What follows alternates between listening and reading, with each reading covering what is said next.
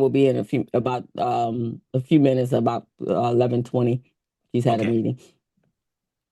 And I want to say we're live, I believe. I think so too. Yeah, we're All live. right, all right.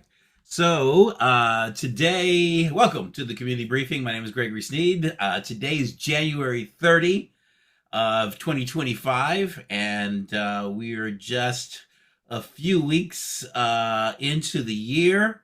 Almost, yeah, I say a month, a month into the year. We're just a couple of weeks into our new administration, even though it seems much longer. You imagine we got three years and 11 months more to go. So put that in your um, I don't even know if he got the put that in stamp. your pipe and smoke it. That should be what the expression was. Put that in your pipe. Yeah, you're funkin' waggle, as Laughing used to say. So, well, I'm sure to date myself with that one. So welcome to today. Our guest today is Paula Watts, and she's going to be talking about money and access to money and business opportunities, and multiple things that are available through different platforms, inclusive of the SBA, the Small Business Administration. Again, my name is Gregory Sneed, CEO of Lifesaver Financial Services, and it's my pleasure to bring to the virtual stage the queen, the queen of our of our community briefing, Miss Crystal Mitchell. Welcome, everyone. Glad to have you here. I think this Thursday moment is a with us commemorating who we are and what we are and what we do and why we are here. Is really a breath of fresh air since the last 10 days have been excruciating with nonsense. But welcome to the community briefing. This platform actually was created and inspired during the pandemic because that was another crisis and chaotic time that we were in. And here we find ourselves in another one with the same felon.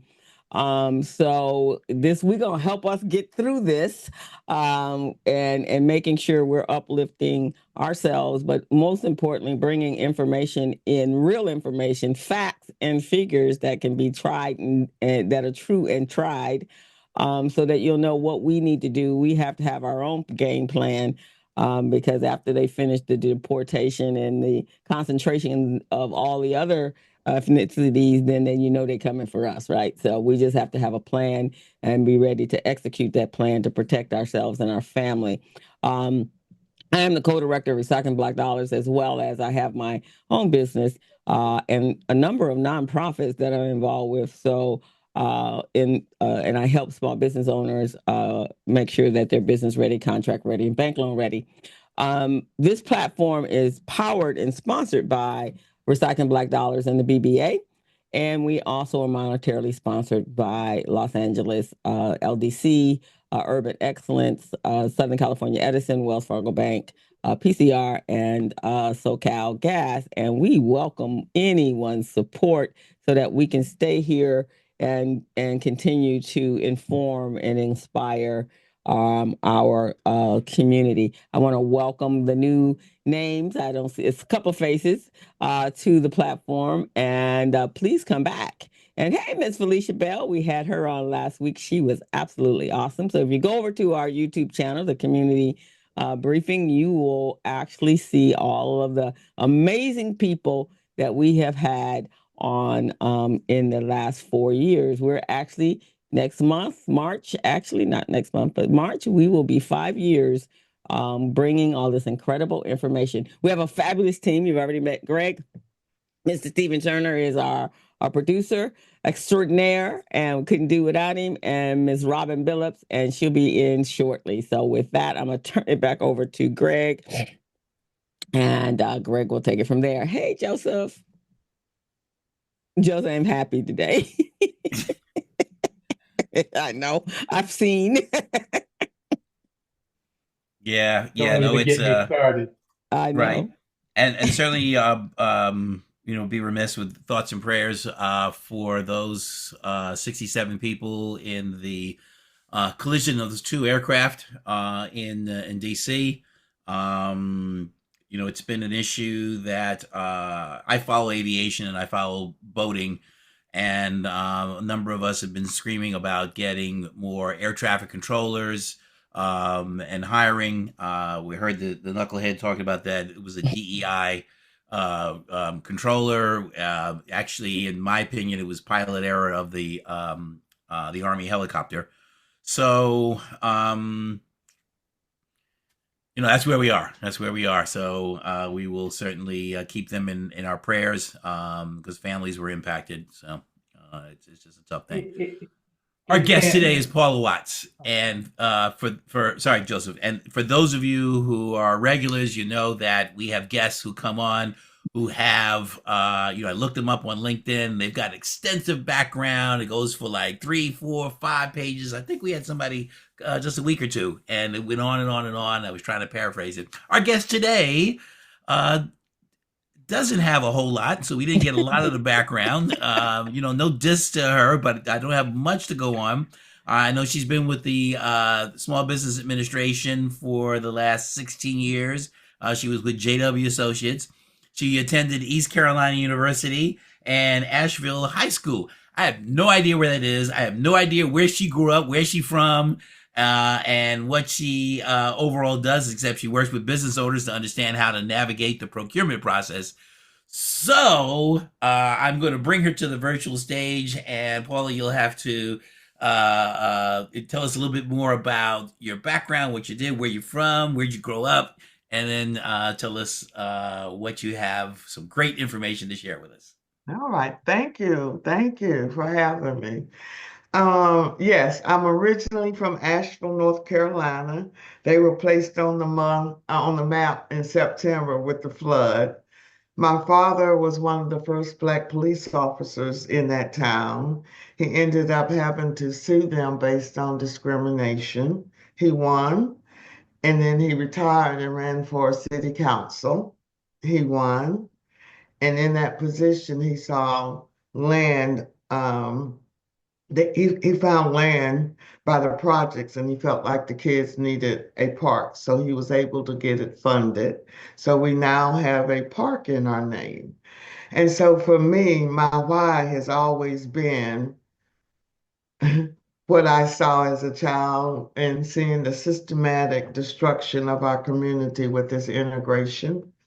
And for me, I left Asheville, went to Washington, D.C. after college. And up in college, everybody was part of the 8A program. And for those of you who don't know about the 8A program, it was a program that was initially created for Black-owned businesses to be able to effectively compete in the procurement process. Being in that program, it allows you to go to any federal agency and they can award contracts up to $4.5 million with no competition.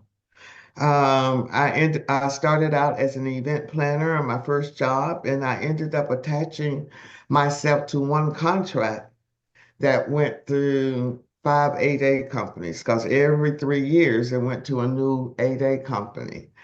After my sixth company, I cut out the middleman and started my own business.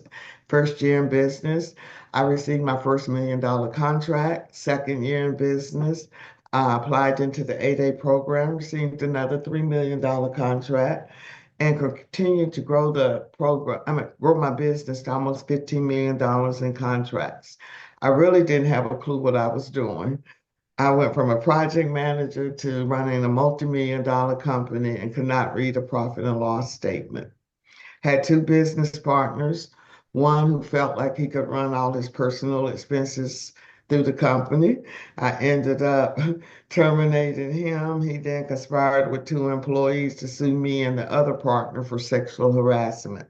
After 2 years of attorney fees, 125,000 in attorney fees, 100,000 to buy them out, I had no more operating cash, and I closed the business down in 2006.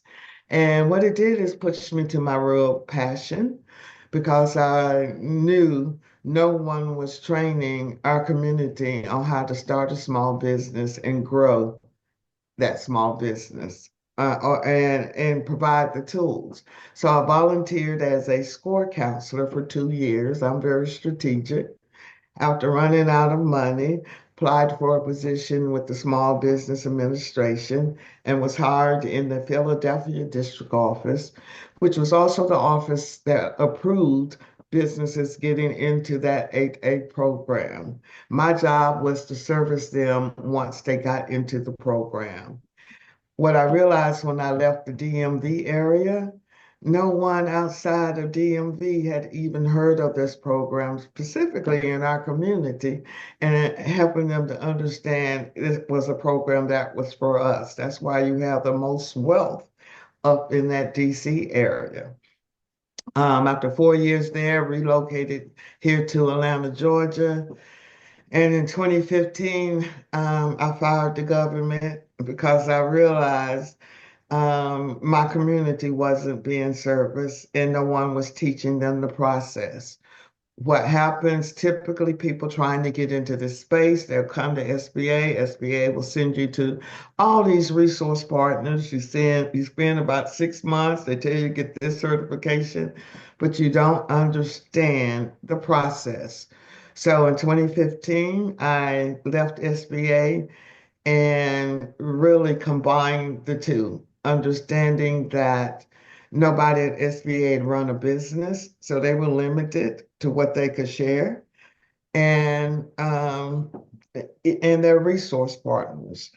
And I combined my inside knowledge of SBA into a training program and created templates for my first business and have trained thousands of businesses through this procurement process. Last year, one of our Black-owned businesses won a $1 billion contract with USDA, managing all of their real estate property. I've created a lot of millionaires. I love creating millionaires based on them following the blueprint, based on teaching them how we need to collectively pull our resources together, because that's what they did in DC, to be able to play into this game. Understanding we no longer can afford, particularly right now, to compete against each other, and we're all chasing the crumbs. I had the opportunity to be on the inside and see where all the money is going. Now I'm pulling all those retirees that were in those positions on my team. So I have a whole SBA department of all of us who've been trained up. The mistake they made was they educated us, they gave us access to their operations. So now I'm creating my own government on the outside. So I know, Stephen, you wanted me to focus on what's happening as it relates to these disasters in California, and how do our community get access to these contracts. So often, what I found over the years, and this is my 10th year in business, is that we always want to just jump into it and not understand of engagement. We don't have our infrastructure in place. We don't understand the business side of it. We all typically base or start our business on our skill set. My mentor up in DC, after I won that first $1 million contract, asked me, why was I pigeonholing myself? Because I was marketing my business as an event planning company. And when he said that, it made sense. Running a business, and after I had 40 employees, had nothing to do with my skill set. After I won that first contract, had nothing to do with my skill set. Hear me now. Understanding how to grow and manage a business that's not on your skill set. So what I wanted to share, and I'm very conscious of how much time do I have? I want to be conscious of everyone's time. About 4 hours. No, I'm kidding. You have about 20, 25 minutes Okay. from here, and then we'll leave some time for Q&A. Okay. So I want to dig down into these websites. Once I got on the inside and having been in that 8A program, understanding the benefit of that program was those sole source contracts, meaning those are contracts that would never ever be advertised. I'm dating myself. Back in my day, we didn't have the technology to find it. So everything that is around contracts is in these databases. When you are looking at opportunities posted on these websites that I'm showing you, it is it is based on you reacting. I'm a strategist. Let's position ourselves before they expire. So what I'm going to briefly walk you through is a couple of databases. Sam.gov, by show of hands, how many people heard of Sam.gov? Okay. I don't like Sam.gov. It has a whole lot of bugs in it and it's a mess. I like this database called FBO Daily. It pulls from sam.gov, but it's a little more friendlier, and it is structured based on how the government awards its contract. So if I walk you through this, if you go up here to CBD archives, and you'll see it's broken down by year. I click on FBO Daily, and then it goes by the year, and then it's a third party, and then it's broken down by year. I mean by day. So every day I like to say, what is the government buying? So I can go on any given day and see what opportunities are they're buying based on that day and based on the acquisition strategy. The very first step of the acquisition strategy on the government side is what they call a sources sought. That's when the government is doing their market research to determine what businesses are out there because the government have to set aside 23% of their contracts for small businesses. And that's what I want us to focus on. Focus on small businesses and don't let all these certifications be your leading buy-in. And what you'll see, how it's structured is by alphabet. And every industry is going to have opportunities posted. That's why I say there's no need to pigeonhole yourself in this space. Everybody's a management consulting, and we teach you in our program how to build out a business model that match what the government is buying. Your goal as a business owner is to find the people to do the work. This is how America was built, right? America make their money off of real estate and labor, but the system is designed for us to always be laborers.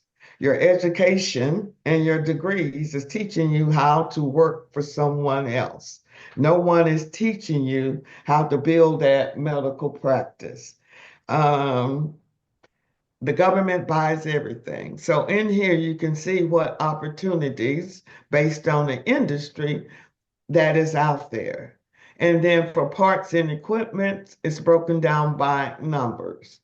And then in the actual solicitations, it is the next phase where you're going to see what opportunities are posted for that day. So for me, this is therapy. I go in and see, well, what's the government's buying and who do I know within my network that have the skill set that I can team with or provide me the insight on pricing it or staffing it. Because in this space, the government is not waiting for you to have all these employees. As long as you can produce a team of subject matter experts to perform on that contract, they're okay. The other component to this is as a small business, they have specific buys that are set aside for small businesses. Those are buys that are 250,000 and below. Um, they're just looking for your numbers. Those are the smaller buys, and that's where we try to direct businesses to go through. Go to the low-hanging fruits. And I know certain industries going to have the low-hanging fruit. If I look at education and training, and it fits everything that we do, you're just again finding people with the skill set, right? They need coaching and coaching, sports section coaching and coaching support services. I'm going to find somebody in Florida that maybe have worked at that military base to put on the team to manage that contract. Are y'all hearing me on this? Am I making sense to everybody? So let's focus on California. Using that same database, I was able to do a search.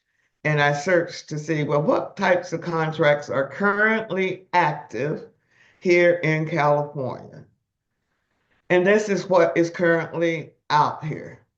Now, do I need to know anything about um, a parking lot sweep in California, sweeping the parking lot? Absolutely not. I'm going to find somebody with that type of background and we're going to partner and I'm going to put my money on it and I'm going to manage the contract. Where I see the money flowing right now, what is active is on the construction side, because again, you're going to have to rebuild those communities. And most people think everything is going to flow through FEMA. It does not. It flows through the military bases. And so I say here, you look at what opportunities are out here. So right here, I see that they awarded a contract for electrical wiring, right? And you can go in and see who actually won that contract. So that potentially could be a subcontracting opportunity to approach them. So when I click on it, it's going to take you to the actual opportunity in this database, but you're always going to go back to sam.gov and you can see where the place of performance is. I'm not familiar about Ventura, California. I'm not, or how far that is from Los Angeles. Not too far. How do you figure out what region you're in? So, like for example, Los Angeles would be region 6 6. Okay, gotcha. is telling you. Oh, so that parking lot sweeping for region 6 was right here in the LA area. Yes. And then Okay. they're telling you who won this contract, right? And they're telling you the potential value of this contract What? just doing electrical wiring. Oh, wiring. I thought that was a parking lot sweeping. I got distracted. That's the No, $25 million for. Okay, got it. electrical wiring. Yeah. It was a total small business set aside, Wow. right? Got it. And they're telling you who is the contracting officer. So this gives you a chance to begin to build relationships. So I have this phone number to reach out to see was there a subcontracting plan associated with this particular purchase? Because based on the dollar value of these contracts, they have to have a subcontracting plan. That's where all that diversity and those DBEs, all those E's come into play. So I tell people start at the federal and come down. Hmm? Does that make sense to everybody? Yeah, it does. Um, so this is live when they're telling you where it is. So you can take this company's information and Google. Google, and I'm also going to take you to another database in the last couple of minutes here. USA spending. Once I got on the inside and found this database, it's like, this is where the gold is. This is where our tax dollars are being spent. So not only the contract side, it's the grant side. To me, grant and contracts is still the same money, the same process. Grants are generally to serve the community, and our community tends to want to start on the nonprofit side. The whole purpose of being in business is the tax benefits. So starting a nonprofit is a lot harder because of the structure and the accountability, and you're always begging. So I had a contract in that first business processing grant applications. So that gave me the insight on how the government awards and process grant applications. And so for me, understanding that and understanding business, I created a nonprofit because I knew when my for-profit started making money, I needed a tax shelter. I could dump it over into my nonprofit, but I made that nonprofit broad enough so if I wanted to get grants, I could because it's the same pot of money, which is our tax dollars. Y'all making me preach here. Can I get an amen from the church? Amen. So Amen. Amen. can you go to the where's the grants? Because I see you said start searching awards. Are awards grouped with grants or they're separate? Go down here. It's tracking. First, it's telling you how much of your tax dollars has been spent thus far and where most of the dollars are being spent. If you go down here, it's going to track every dollar, whether it's grant, loans, everything by state. So I'm looking at California. Let me see if I can do it. If I look at California, it's going to show me where the money is being spent on both sides, not only contracts, but the grant side. Let's go down. Did it do it? Yes. And who's getting it, right? These are the departments in California that's got received money. Over here, you see grants. That's going to show you who received the grants.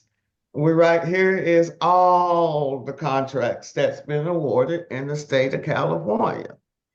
And it tracks the dollars. Coach Sneed, you folding your hand. You sound a little looking like it. Well, so that's ones that receive the money, but it doesn't direct you to the available grants. So if you click, That's grants.gov. That's a different database. okay, oh, gotcha. All right. SAM.gov is for contracts, grants.gov is for grants. So on here, I use this database for strategy because Mm-hmm. this is the only database, because this is showing you the previous history of contracts award and when they're ending. So now you're able to position yourself for contracts before they are posted on SAM.gov, specifically for 8A sole source contracts. When I started working at SBA, I realized this was the only database that houses 8A sole source. So if you go down here, you can click and it tracks all these contracts. I focus on 8A sole source because these contracts will never, ever be advertised on sam.gov. They're just going to go to another 8A company. Mm-hmm. This is how we begin to change this game right now. Play by the rules. Up in DC, everybody grandfather people in. We were always bringing another in. That's how I was able to grow so quickly. They've changed the rule. The rule has always been there. We just haven't known about it. You can own up to 10% of an 8A company, and they just changed it last in December to 20% without ever being on the radar. So the game that we have to play is bring the haves that have benefited, just as I have, on the backs of our ancestors to come back and invest in our businesses and own up to 20%. Help that Black-owned company get in the program, get the training, get them winning contracts. Once they start winning contracts, they buy back that 20%.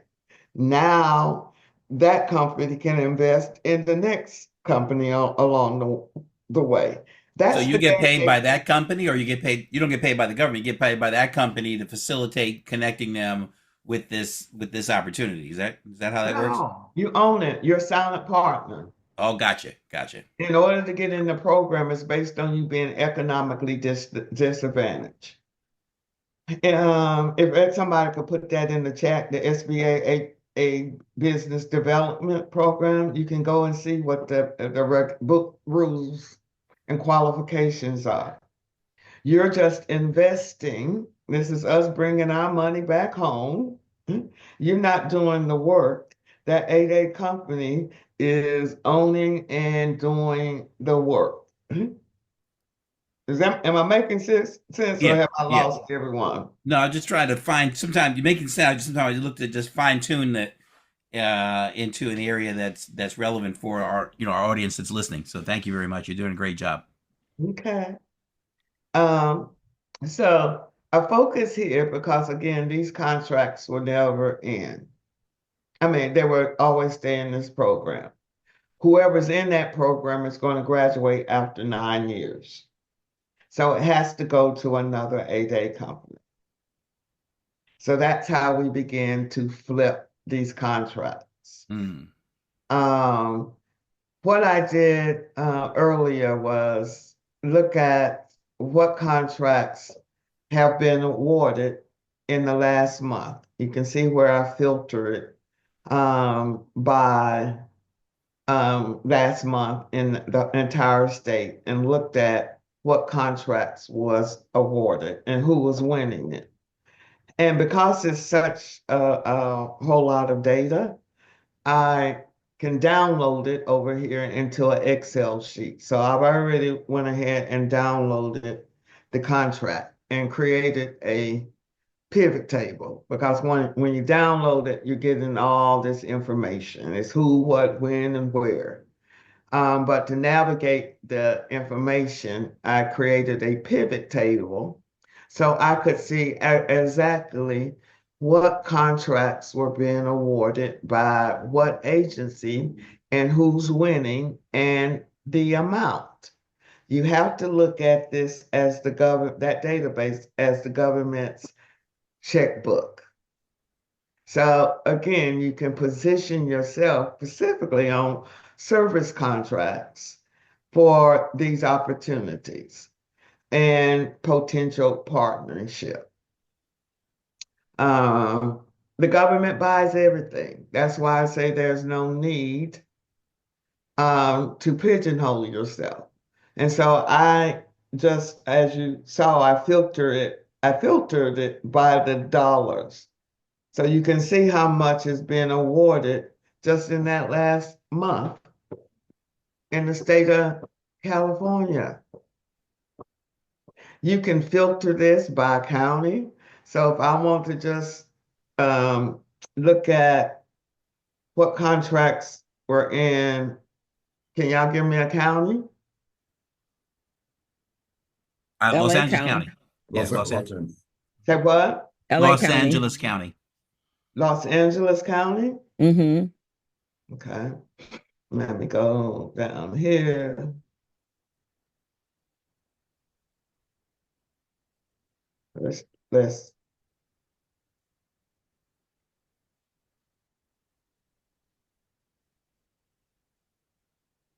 um, I'm just looking at the dollars because I'm chasing the money. It shows me when it's ending. It shows me all this data. Data is king. That's how they've always marketed to us, by data. Let's take, well, I'll leave the recipient name in there.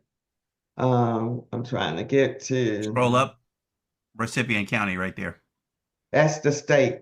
That's who I'm looking for, the place of performance right here. County, county code. No, that's not it. That's city. Now it breaks it down by city. Let me see.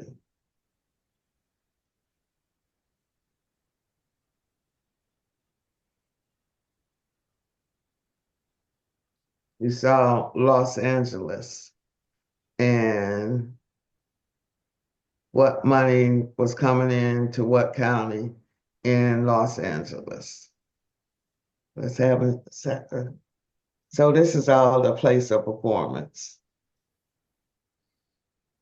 Right. Just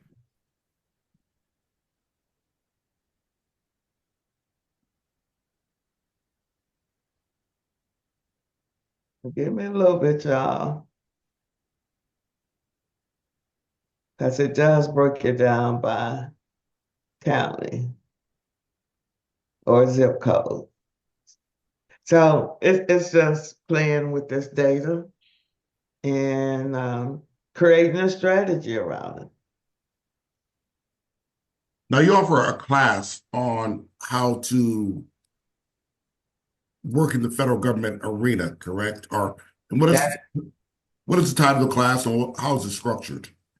I have created a SBA on the outside, where we have 3 modules where we're walking people literally step by step through this process.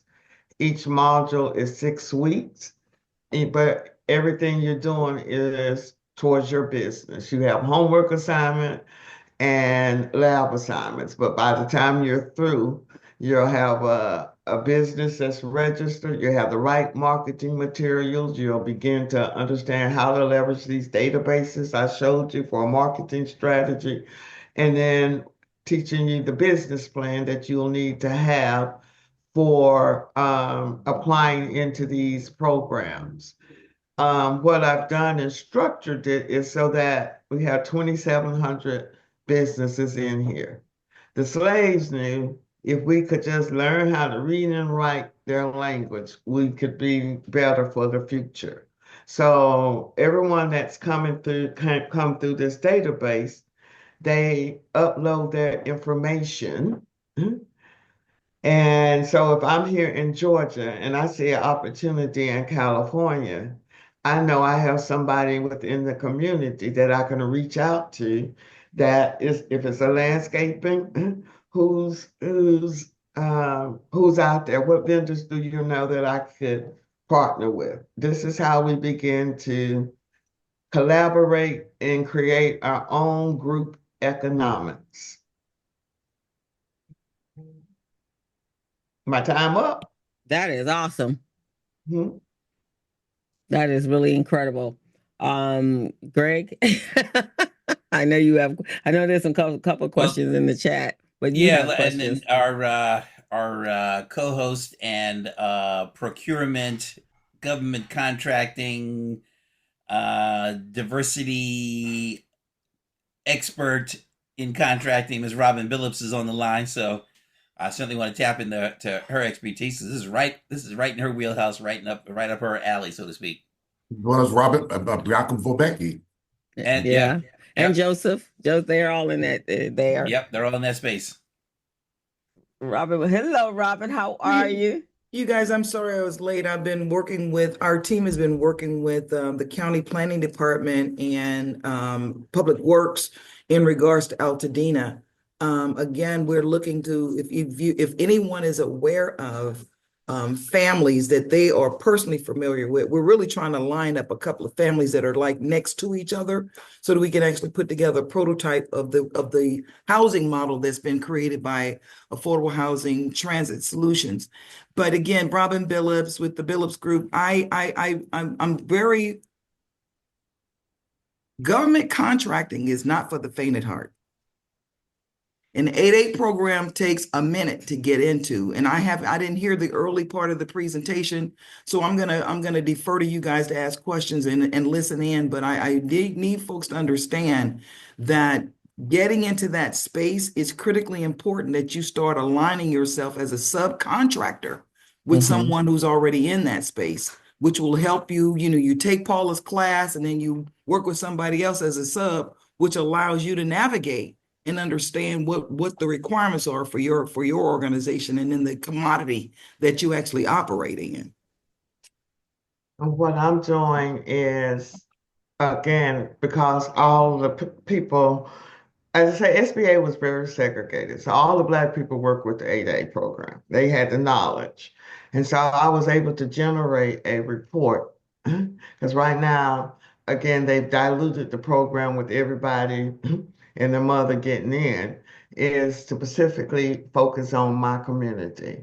Because again, this is how you're correct, Robin, aligning yourself up with those who are in it that have one contract. My experience working on the inside is that I had 40 businesses I serviced in that program. Out of the 40, maybe 4 or 5 was really winning contracts because no one was training them on a strategy on how to get into it. The whole key to this is collaborating and understand how you leverage not only the 8A, but the all small mentor protege program, because they keep changing the game every day. We just have to adapt to that game.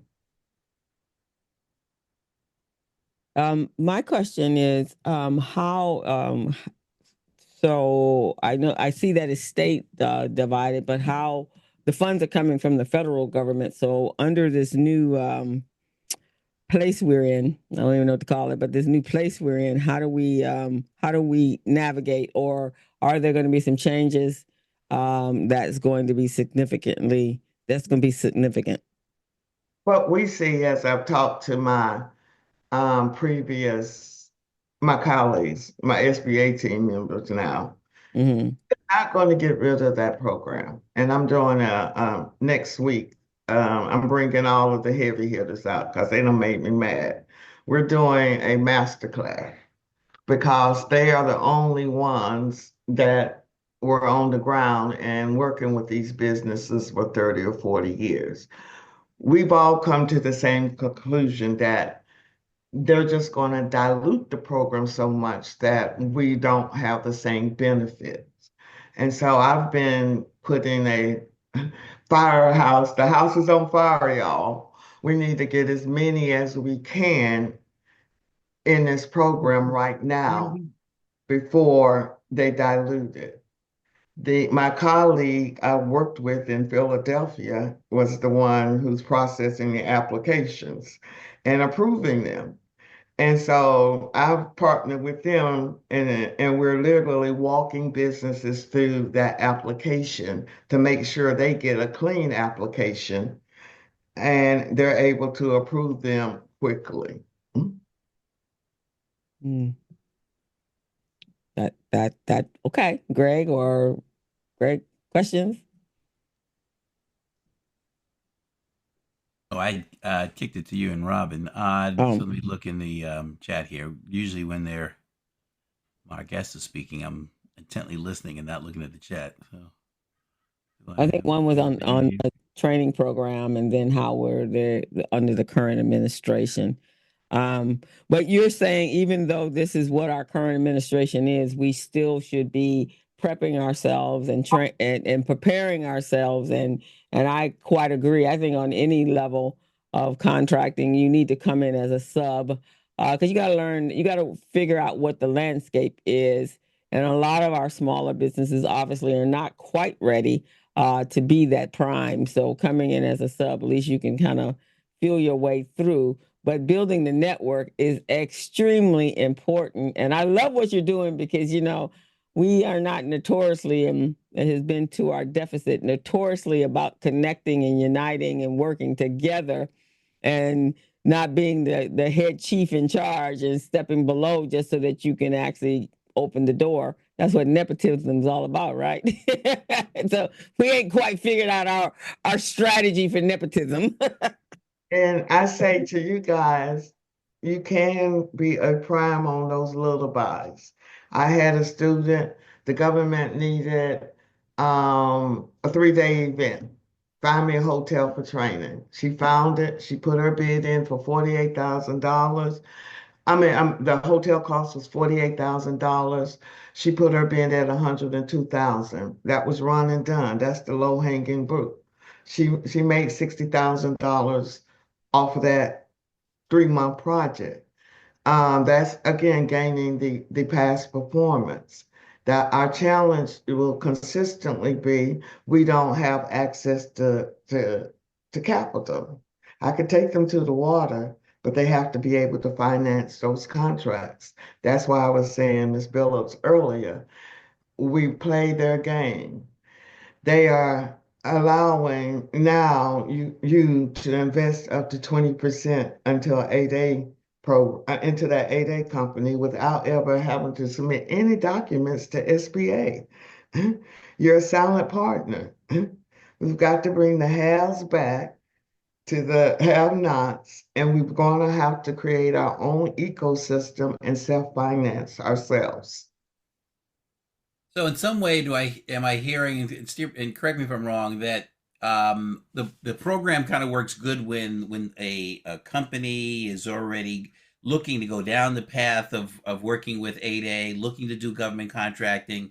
They've gotten some of their base level stuff together, their capability statements. They got a bank account, they got an address and ID, and they've got all those basics first, and maybe they've dabbled a little bit in it, but running into a lot of the red tape. So looking to get help in that. That's part A. Or part B, is this really ground up? Like, if you want to be in the business, here's that entry level, and then we take you through the whole process. And for me, I make everyone start at the same place, whether you've been in business or not, because you have to understand this point of interest at startup. You have to understand their language. You have to understand their acronyms. You have to understand SBA's rules and regulations. SBA is a major factor in this equation, but no one understands SBA unless you've worked on the inside of SBA. Another question I have is how prompt or how delayed are payments? So in other words, if you're getting paid directly from, in this case, are you getting directly paid by a governmental agency? Sometimes that can as the expression goes, take a hot minute. That's based on a correct invoice. That young lady that I told you with the $104,000, she was paid in 2 weeks. They have the small business fast pay act where they have to start paying you interest if they haven't paid you in that 30 days. And most of those agencies, again, the people who are processing it, my experience personally as that business owner and on the government side, they understand that we don't have that kind of cash flow to carry. So they process them pretty quickly. Awesome. Good. Joseph, any questions? Or what is the cost of your online program? It is $24.97. It's 18 weeks online. We provide you with office hours where all the cohorts come together. We have lab sessions to assist you with your homework assignment. We don't guarantee anything. I'm not selling fool's gold because the program is designed based on you doing the work. You do the homework, you follow the blueprint, I've created a lot of millionaires by them following the blueprint and me showing you don't have to reinvent the wheel. This is a working blueprint. We'd like Yes. to ask Bianca to come on. Bianca is someone who has the experience of dealing with all these kind of different government contracting opportunities. Bianca, please. Well, hi, and thank you so much. I really enjoyed, Paula, your presentation. I'm a graduate 8A, so I was in the program for 9 years, and I felt like I was very successful in it. Um, so I wouldn't worry. Anybody on this call, the government does not run out of money. They will pay and they pay on time. They're like one of the fastest customers I've ever had when it comes to payment. And if they're like a day late, they have to pay you interest on that. So they don't want to be late. And but it's kind of difficult because while I was in the 8A program, I mean, it was only 10% of us getting work, and this was in LA. And so I feel like there's got to be a better way of training the smaller businesses when they come in. Of course, to be successful, Paula, like you said, you teamed up with the graduate 8A, right? So that is the easiest way to come in as a new 8A. The older 8A that's going to graduate will share the contract with you, right? That's the fastest way. But getting that connection, meeting that connection, a lot of us didn't get that until later on.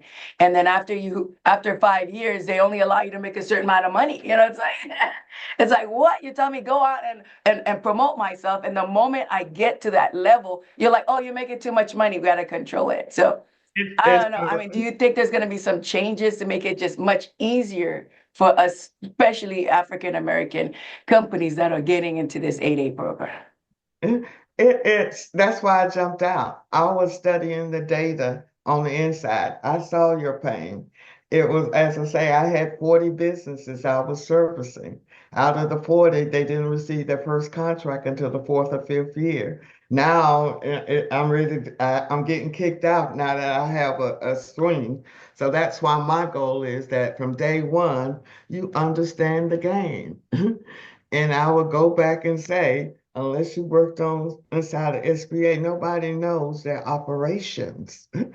And most of the people at SBA supporting you, they've never run a business. So they don't understand your pain. You know what, my suggestion, again, as I said before, that, you have to subcontract, but you also have to look at what are the needs, right? And if you're talking about, it takes, one, they need to understand, I look at a Beverly Kuykendall who knows the federal code. She knows that book is about 2 inches thick, maybe 3 inches thick. She knows that code backward and forward, but the time commitment to get to there is a lot. And so what I strongly suggest, again, is to subcontract with somebody who's already in the game so that you're not making an investment not knowing if what your return is going to be, right? And then the other thing is when we look at what's going on in the marketplace, are we aligning our businesses with what the needs are, right? If anybody is in the demolition business, anybody in the construction business, anybody in, trucks and water, those are those services that are, I always say follow the regulated businesses, construction, IT, healthcare, utilities. These are these areas where do we have the kinds of businesses that can service those kinds of contracts, even as a subcontractor? I've watched Bianca, I've known her for a minute, and I've watched her actively pivot depending on where the market was going. And so you start out with one thing, but you have to be able to pivot. And in that pivot, it's going to cost you some money. So then again, when we talk about access to capital, we talked about this when Karen was on. We created a workshop when there is no access to capital. What do you do? So what Paula is telling you guys is to get ready. So the get ready part that she's talking about does not have to be for 8A. You're getting yourself ready to be a subcontractor with somebody who's in the queue already. I always said this when I ran supplier diversity. I don't care if I'm tier 14. if I'm being able to complete the contract and get paid, I got my money, then I don't have to carry the heavy lift of being the prime. So think about that as you're deciding where you want to operate and what services you want to provide. Or historically speaking, you go to these trade shows, and Emma can speak to this as well. Joseph can speak to this as well. You go to these trade shows and you have people there who are lined up to talk to your organization, but they've done no due diligence, and they haven't even looked at, does the company buy what I'm selling? So I think that it's something to be considerate. And then Bianca had a question about the ED Wolsey certification. Can you respond to that, Paula? Um, it's the same information in the 8A. So what they're trying to do is cut up the 8A program. So all the documents that you submitted for the 8A is the same requirements and documents under the economically disadvantaged. They're going to look at your tax returns. They're going to look at your profit and loss. You got to provide your resumes, whereas under just the WOSB, they're not going to be looking at that, those items. That program is the system that they've merged. It's a lot of bugs in it. It was already taking 6 months to a year for people to get approved into those programs. Now that they've merged all these databases together, it's challenging for those.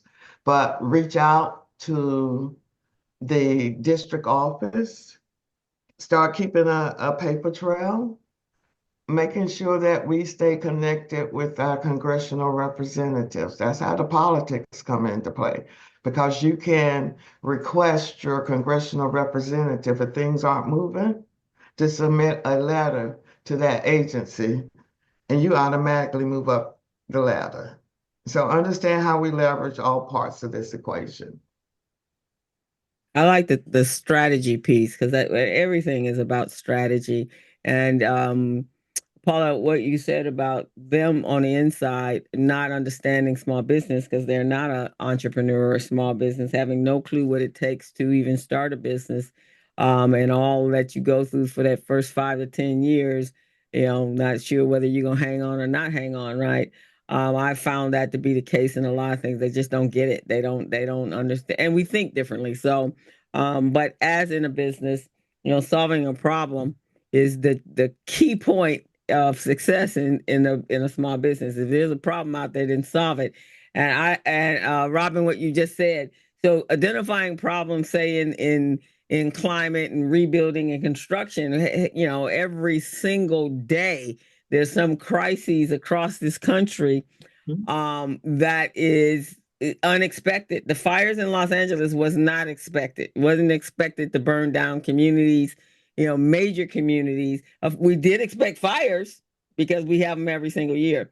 We have mudslides every single year. So those are problems we know that could definitely exist in our state, but also across the country, South Carolina, all of the southern, with the hurricanes and the tornadoes, and whole towns are wiped out. That's business for anyone those are in those industries. And construction just doesn't mean just the wood. It means the electricity, it needs the piping, the plumbing, the whatever. So if you're in any of those spaces, just come in, find whoever the prime is, network, come in, hey, I'll do the plumbing. That's all I want to do. And then when I get my money, I'm gone. Then y'all bring in the electricians, and you bring in the drywallers and all those sort of things. So I think you're absolutely right. Identify the problem. If you have the skill set to fix the problem, then that's who you want to be networking to. And then the other piece that I always say, there is a way to have transferable skills. When I talk to utilities, I've often asked if a person can lay pipe, as a plumber can lay pipe next to the fiber optics and not disturb them. Why can't they be trained to lay fiber optics? So again, back to looking at what the availability is out there, and anybody with the skill set that can be transferred to doing infrastructure, utilities, pipelines, water, concrete. I mean, the need is great. The need is great. The main mission is to get your affairs in order and align yourself with the African American CDFIs. There is an organization of CDFI, community development finance institutions, but align yourself with the African American led CDFIs and get their newsletter. so that you become a little bit more informed about where grant money is, where training is, and what the funding cycles are. Because part of it has to do with the fact too, when you're not strategic and you're going after money in January, when folks did their budgeting in October, November, when January rolls around, they're writing checks. By the end of first quarter, all that money's gone. Right. So when people show up saying, do you have any money left to do this or do that? You got to make sure you understand when is their fiscal year in, what does their budgeting cycle look like, and do they fund what you're requesting? Instead of going with the ask, go in to gain the insight first. Get yourself educated. That's what Paula's talking about. Get yourself educated so that you make a more strategic decision on where you're going to spend your time and where you're going to invest your time. I agree. Thank you, Robin. And I have serious, and then finally, I just have serious concerns about this administration and what's going to come down the pike as far as what funding will be available. I'm concerned about the CDFIs. I'm concerned about the SBDCs, small business development centers. All of these pieces and tools and resources that have been put in place to help small business, not small minority business, small business.